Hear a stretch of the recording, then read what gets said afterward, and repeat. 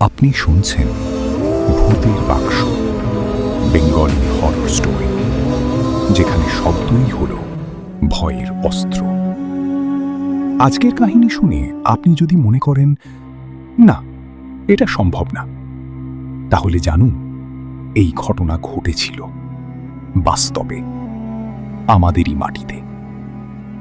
একজন বাবা ছিলেন, দুটো ছেলে ছিল তার, আর ছিল একটাই ভুল সিদ্ধান্ত, যে সিদ্ধান্ত তিনি নিয়েছিলেন ভালোবাসার নামে। কিন্তু সেই ভালোবাসাই হয়ে উঠেছিল সবচেয়ে বড় অভিশাপ। 2016 সাল, ময়মনসিংহের এক প্রত্যন্ত গ্রাম ধলাইপাড়া। সন্ধ্যা নামলেই গ্রামটা যেন নিজেকে গুটিয়ে নিত। মানুষ ঘরে ফিরত, দরজায় খিল দিত, কারণ এই গ্রামে একটা কথা প্রচলিত ছিল: ধলাইপাড়ার রাত সাধারণ মানুষের জন্য না। এই গ্রামেই থাকতেন রহিম শেখ, বয়স 50-এর কাছাকাছি, কপালে ভাঁজ পড়া, চোখের নিচে কালি, কিন্তু বুকের ভেতর অপরিসীম ভালোবাসা তার 2 ছেলের জন্য। বড় ছেলে রাকিব, বয়স 12, চঞ্চল, দুষ্টু, প্রাণ খোলা। আর ছোট ছেলে সাকিব, বয়স 7, শান্ত, নরম মনের, সবার আদরের। রহিম শেখের সংসার ছোট ছিল, কিন্তু সুখী ছিল, অন্তত ছিল। একদিন সকালে রাকিব ঘুম থেকে উঠতে পারল না। জ্বর 104 ডিগ্রি। ডাক্তার ডাকা হলো, ওষুধ খাওয়ানো হলো, কিন্তু জ্বর কমল না। 3 দিন হলো, 5 দিন হলো, 10 দিন হলো। রাকিবের শরীর শুকিয়ে যাচ্ছে, চোখ দুটো বড় হয়ে যাচ্ছে, হাতের আঙ্গুল ঠান্ডা হয়ে আসছে। শহরের বড় হাসপাতালে নিয়ে যাওয়া হলো। ডাক্তার পরীক্ষা করলেন, রিপোর্ট দেখলেন। তারপর রহিম শেখকে একপাশে ডেকে বললেন, দেখুন, ছেলের রোগটা আমরা ধরতে পারছি না, এভাবে চললে বেশি দিন নেই।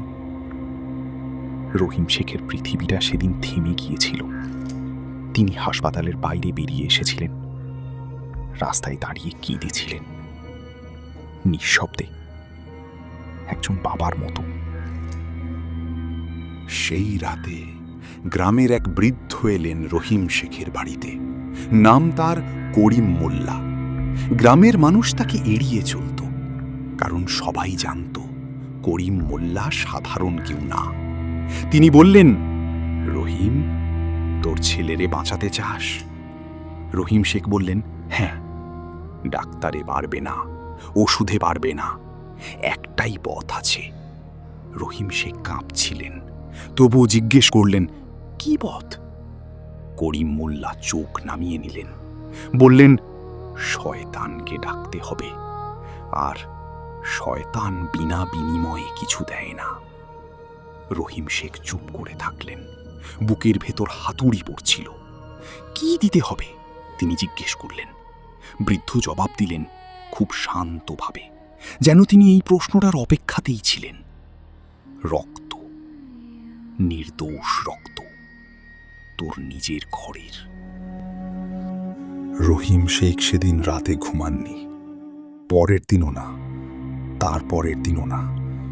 রাকিবের শরীর আরো খারাপ হচ্ছিল। একদিন রাতে রাকিব জেগে উঠল, ঘোরের মধ্যে বাবাকে ডাকল, আব্বা, আমি কি মরে যাব?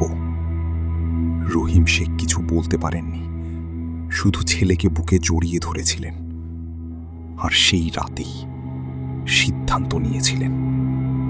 পূর্ণিমার রাত, রাত 3টে, গ্রামের পেছনে বাঁশঝাড়ের মধ্যে করিম মোল্লা মাটিতে একটা বিশেষ চিহ্ন আঁকলেন, চারদিকে কালো মোমবাতি জ্বাললেন। আরবি না, আরবি না, অন্য কোনো ভাষায় মন্ত্র পড়লেন, এমন ভাষা যা রহিম শেখ আগে কখনো শোনেননি। আর মাঝখানে ছিল ঘুমন্ত সাকিব, ছোট ছোট সাকিব, 7 বছরের সাকিব। বিশ্বাস করুন, রহিম শেখ হাজারবার ফিরে যেতে চেয়েছিলেন, হাজারবার বলতে চেয়েছিলেন না, এটা হবে না। কিন্তু বড় ছেলের মুখটা মনে পড়ছিল বারবার। আব্বা, আমি কি মরে যাব? আর তখনই করিম মোল্লার হাত উঠল। পরদিন সকালে রাকিবের জ্বর নামল। ডাক্তার অবাক হয়ে গেলেন, বললেন, এই তো অলৌকিক ব্যাপার। রহিম শেখ হাসলেন না, কারণ বাড়িতে আরেকটা ঘরে সাকিবকে খুঁজে পাওয়া যাচ্ছিল না। সারাদিন খোঁজা হলো, সারা রাত, পাওয়া গেল না। গ্রামের মানুষ বলল হারিয়ে গেছে, পুলিশ বলল নিখোঁজ। কিন্তু রহিম শেখ জানতেন, তিনি জানতেন সত্যি কথা।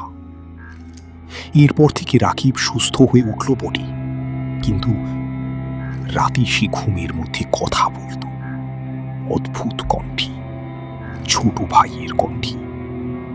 আব্বা, আমি এখানে আছি, কেন দিয়ে দিলে আমাকে? আমি তো ভালো ছিলাম আব্বা। রহিম শেখ প্রতি রাতে দরজা বন্ধ করে বসে থাকতেন, কান বন্ধ করতেন, চোখ বন্ধ করতেন, কিন্তু সেই কণ্ঠ, সেই ছোট্ট কণ্ঠ বন্ধ হতো না। 3 মাস পরে রাকিব একদিন সকালে উঠে বলল, আব্বা, গত রাতে সাকিব এসেছিল। রহিম শেখ থমকে গেলেন, বললেন, কি বলছিস? রাকিব বলল, ভাই, তুই এখন ঘুমা, আমি তোর জায়গায় থাকব। আব্বা, সাকিব কি আমার ভেতরে ঢুকে গেছে? রহিম শেখ সেদিন করিম মোল্লার কাছে ছুটে গিয়েছিলেন, কিন্তু বৃদ্ধের বাড়ি খালি। পাড়ার লোক বলল, করিম মোল্লা? ও তো বছর 5 আগেই মারা গেছে। রহিম শেখের পায়ের তলার মাটি সরে গেল। বুঝলেন তিনি, সেই রাতে যে এসেছিল করিম মোল্লার রূপ ধরে, সে করিম মোল্লা ছিল না, সে ছিল অন্য কেউ, অনেক পুরনো, অনেক অন্ধকার। এবং শয়তান যা চেয়েছিল, সে শুধু সাকিবকে চায়নি, সে চেয়েছিল পুরো পরিবার। রহিম শেখের পরের খবর গ্রামে কেউ জানে না। তিনি একদিন রাতে বাড়ি ছেড়ে চলে গেছেন রাকিবকে নিয়ে। কোথায় গেছেন জানে না কেউ, শুধু পাড়ার এক বৃদ্ধা বলেছিলেন, যাওয়ার আগে রাকিবের চোখ দুটো তার নিজের ছেলের মতো ছিল না, সেই চোখে ছিল অন্য একটা শিশুর দৃষ্টি, অন্ধকার থেকে দেখা। বিশ্বাস করুন, ভালোবাসার নামে যে পাপ করা হয়, সেই পাপের কোনো ক্ষমা নেই। শয়তান দেয় ঠিকই, কিন্তু নেয় অনেক বেশি। এটাই ছিল আজকের ভূতের বাক্সের কাহিনী। ভালো লাগলে লাইক দিন, শেয়ার করুন, আর অবশ্যই সাবস্ক্রাইব করুন। ভয় পেলেও থাকুন।